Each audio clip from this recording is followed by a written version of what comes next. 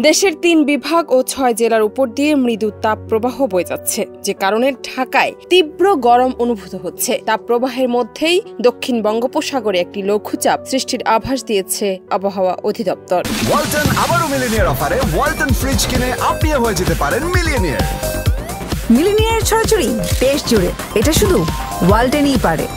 জানানো হয়েছে লঘুচাপের বর্ধিতাংশ পশ্চিমবঙ্গ ও তৎসংলগ্ন এলাকা পর্যন্ত বিস্তৃত, আর মৌসুমের স্বাভাবিক লঘুচাপ দক্ষিণ বঙ্গোপসাগরে অবস্থান করছে। এছাড়া দেশের বিভিন্ন অঞ্চলে বৃষ্টি এবং শিলাবৃষ্টির কথাও বলা হয়েছে। সোমবার সকালে আবহাওয়ার পূর্বাভাসে এসব তথ্য জানানো হয়েছে। বলা হয়েছে আগামী ২৪ ঘন্টার মধ্যে রাজশাহী এবং চট্টগ্রাম বিভাগে ২-১ জায়গায় অস্থায়ীভাবে দমকা হাওয়া সহ বজ্রপাত বা বৃষ্টি অথবা বজ্রসহ বৃষ্টি হতে পারে। সেই সঙ্গে কোথাও কোথাও বিক্ষিপ্তভাবে শিলাবৃষ্টি হতে পারে। এছাড়া দেশের অন্যত্র অস্থায়ীভাবে আংশিক মেঘলা আকাশ সহ আবহাওয়া প্রধানত শুষ্ক থাকতে পারে।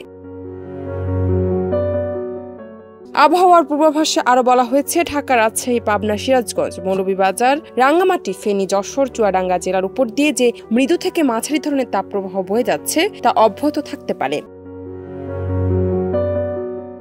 সারা দেশে দিন এবং রাতের তাপমাত্রা প্রায় অপরিবর্তিত থাকতে পারে। আংশিক মেঘলা আকাশ সহ আবহাওয়া প্রধানত শুষ্ক থাকতে পারে বলে জানিয়েছে আবহাওয়া অধিদপ্তর।